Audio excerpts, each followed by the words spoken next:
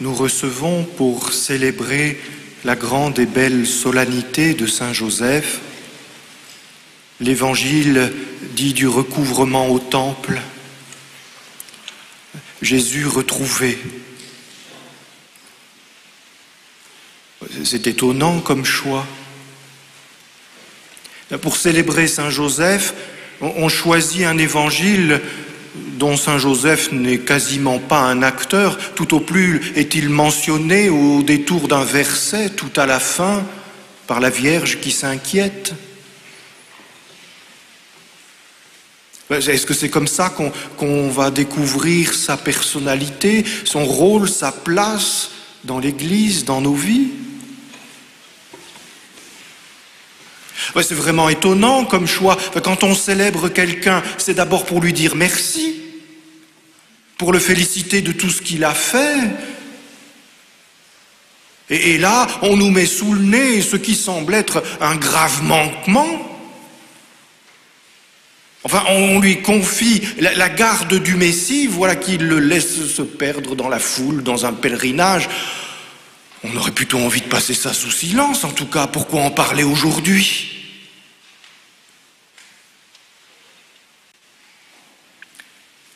Parce que c'est plus important que ça en a l'air. Parce qu'en fait, déjà là, tout est dit. L'essentiel de ce qu'il y a à dire est proclamé dans cette page-là particulièrement. Tout est dit de la paternité de Joseph, de sa relation avec Jésus,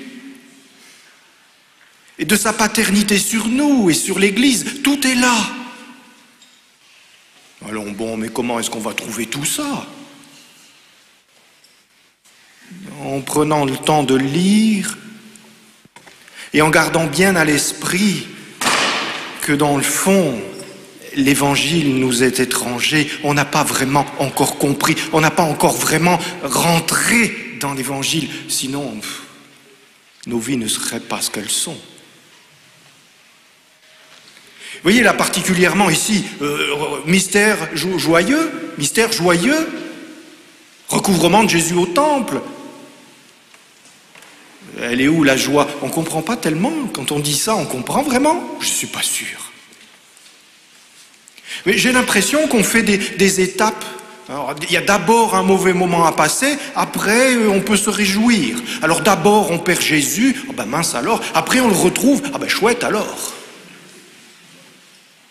Mystère joyeux, mais il est autant joyeux que douloureux. On nous parle essentiellement de l'angoisse de ses parents.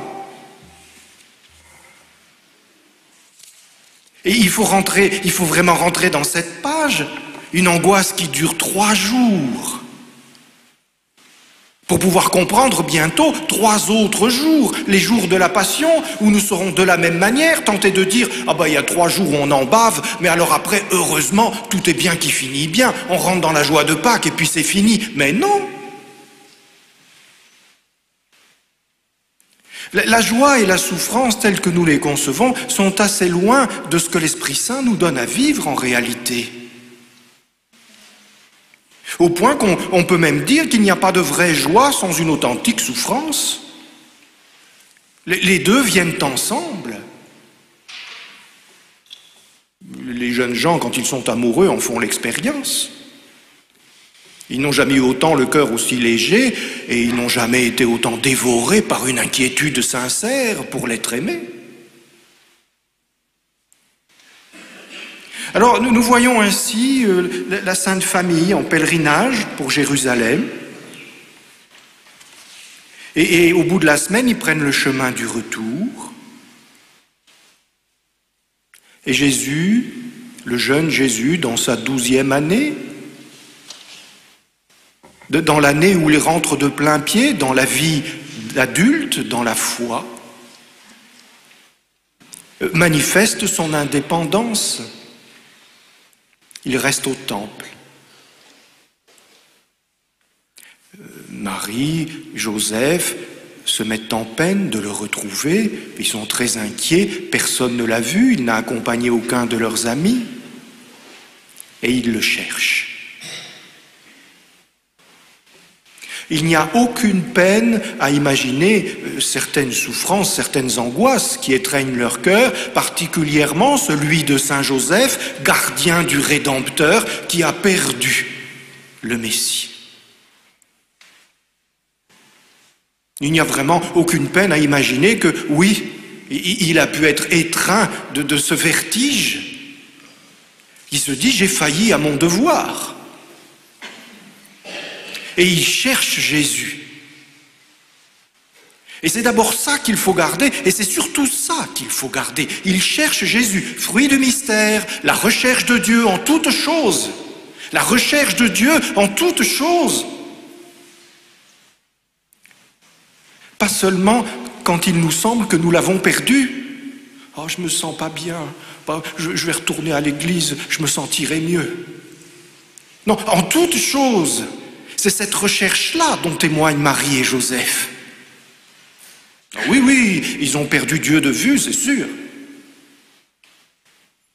Mais ils nous initient à une autre souffrance concomitante. Celle dont Jésus lui-même témoignera dans 3 autres jours, les jours de la Passion, celle qu'il découvrira jusqu'à transpirer du sang, à genoux, au pied des oliviers, dans le jardin. Ce sentiment extrême de solitude, quand nos sens nous disent que Dieu nous a abandonnés,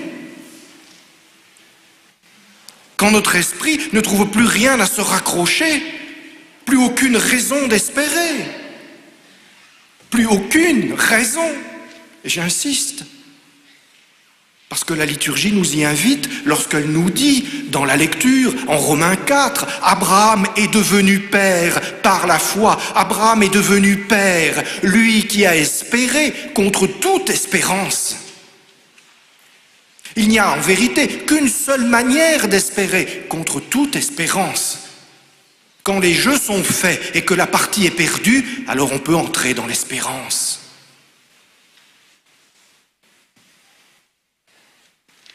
Voilà le choix de cette lecture de Romains 4 qui nous initie à un aspect important de la paternité de Saint Joseph, qui lui aussi est devenu père par la foi et qui lui, dans ce moment d'abandon, celui qui l'éprouve d'avoir perdu de vue le Seigneur, celui qui l'éprouve d'avoir le sentiment que le Seigneur l'a abandonné, eh bien alors on rentre dans l'espérance. Dieu n'est pas ainsi, je le sais. Tout me dit le contraire, mes sens, mon esprit, tout me dit que c'est perdu. Mais il ne peut pas en être ainsi. Pourquoi ? Parce que Dieu est Dieu.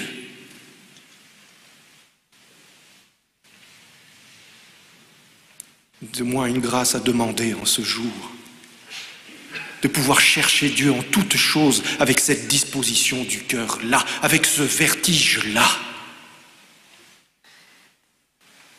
Et il trouve Jésus. Dieu se laisse toujours trouver, toujours. Et pour être sûr qu'on le trouve, il vient à nous. C'est ça le mouvement de l'incarnation. Et où est-il ? Dans le temple. Où est Dieu ? Chez lui. Assis, sagement, poliment, mais non. Royalement, magistralement. Jésus trône dans le temple. Et il nous faut le comprendre, Jésus trône dans le temple. Sinon nous ne comprendrons pas, dans 3 autres jours que nous célébrerons bientôt, Jésus qui trône sur la croix. On ne pourra pas le comprendre si on ne voit pas que ce trône-là, celui dans le temple, c'est Jésus. Sur le trône de la sagesse. C'est Jésus, la sagesse que le Père donne à ses enfants. C'est lui qui enseigne. Il n'est pas là comme un petit qui pose des questions au maître et qui récite bien sa leçon, alors tout le monde est attendri et on lui donne un bon point. Celui qui est assis, c'est celui qui enseigne. Et il pose des questions pour savoir si les autres ont bien compris. Et tout le monde est en admiration devant les réponses qu'il donne. On n'avait jamais lu la parole à cette lumière-là.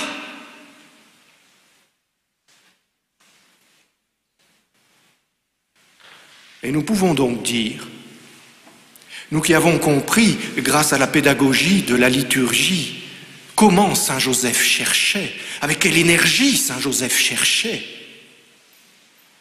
nous pouvons dire maintenant, il cherchait la sagesse, parce que c'est elle qui se révèle, parce que c'est elle qui se donne.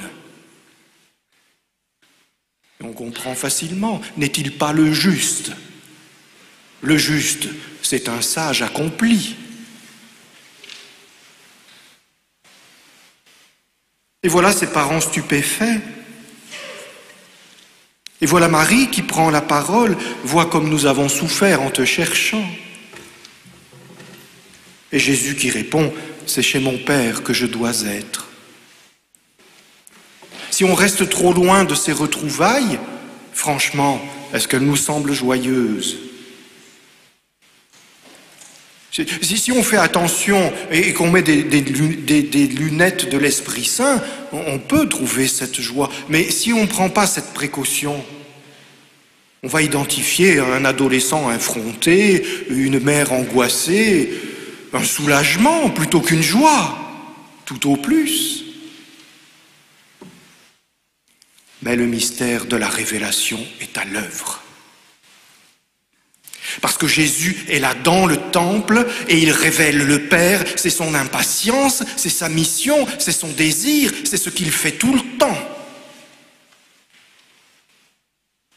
Il révèle le Père qui donne la sagesse. Et le voilà qui, pour la première fois, prend la parole. Voilà, nous entendons les premières paroles du Verbe incarné, rapportées par l'Évangile. C'est chez mon Père que je dois être. Il mentionne le mystère de son origine, lui qui est l'envoyé du Père. Il dit quel Père est notre Père.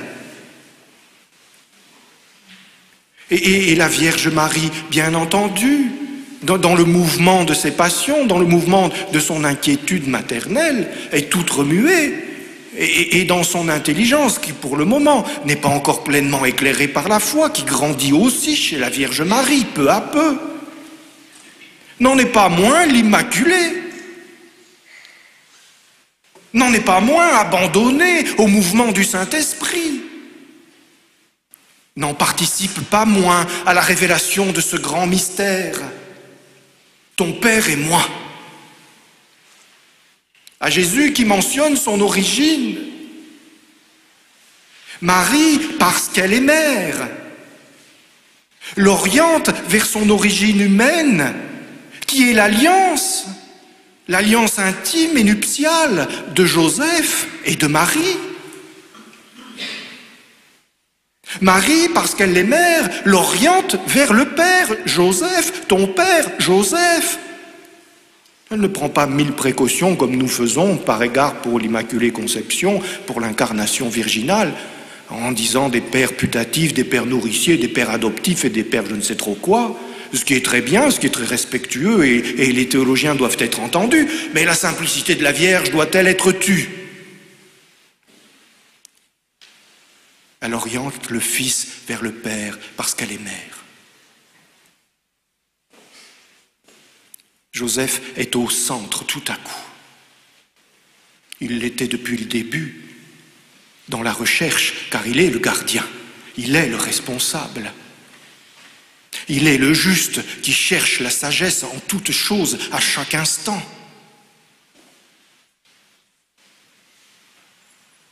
Et Jésus entend.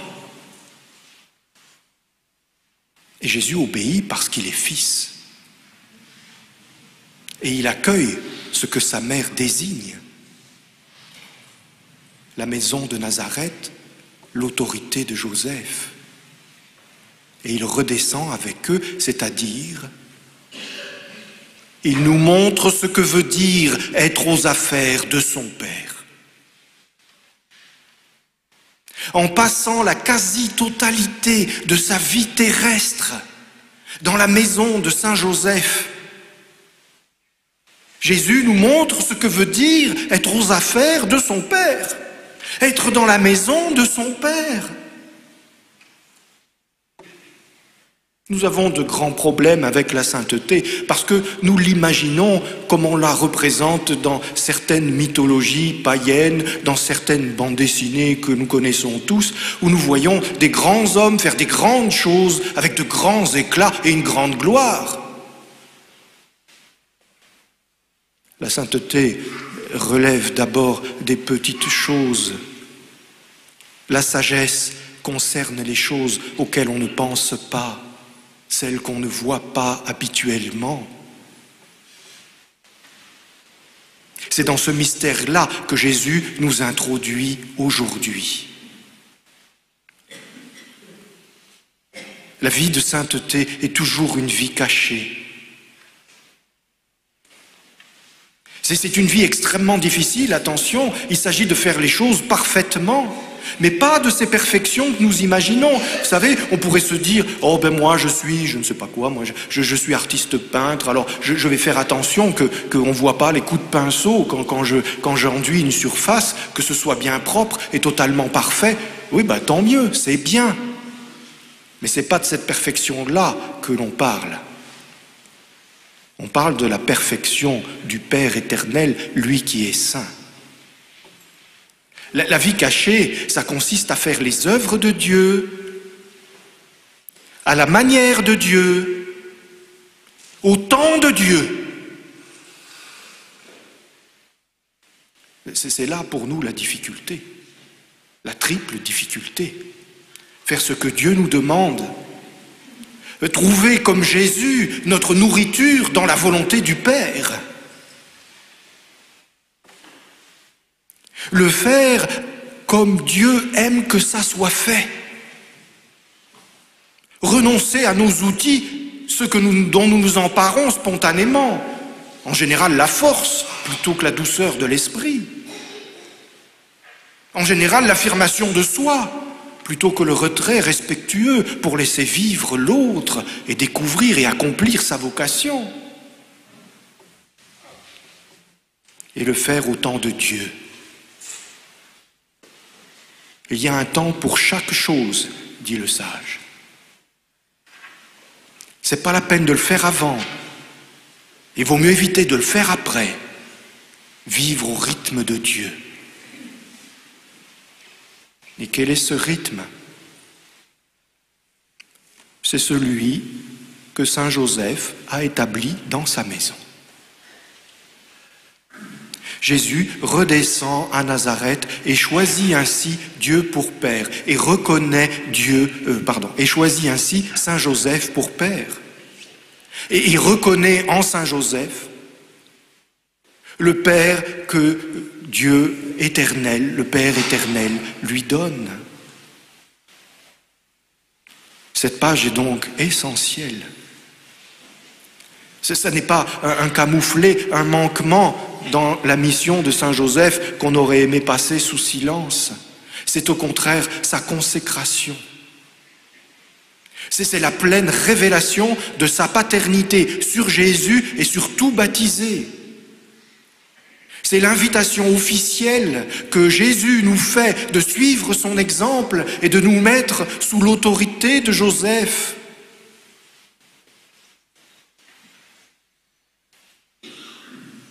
Demandons cette grâce aujourd'hui de ressentir l'appel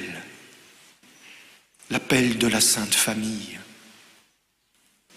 Car nous l'avons bien compris, il ne s'agit pas, quand on veut propager la dévotion à saint Joseph, d'en faire un héros de bande dessinée, une figure extraordinaire qui se détache. Nous n'avons pu mener cette méditation que parce que l'Évangile nous a dit « Attention, vous ne pourrez pas découvrir saint Joseph en le séparant de Marie et de Jésus. » C'est même le contraire. C'est ensemble qu'il faut les accueillir, tous les trois. Et quand le pape François décide d'inaugurer aujourd'hui une année de la famille, il montre qu'il n'y a pas meilleur choix que saint Joseph. Non pas en vertu de toute la titulature qui est la sienne, et nous sommes heureux qu'il soit le protecteur des familles, qu'il soit le patron des pères, qu'il soit, etc. Nous sommes heureux de cela, mais voyons à la racine cette page d'évangile où Jésus nous dit simplement « Ma famille, c'est la vôtre. Il vous suffit de le vouloir. Il vous suffit d'en franchir le seuil et comme moi, de me mettre à l'école de Joseph à Nazareth. »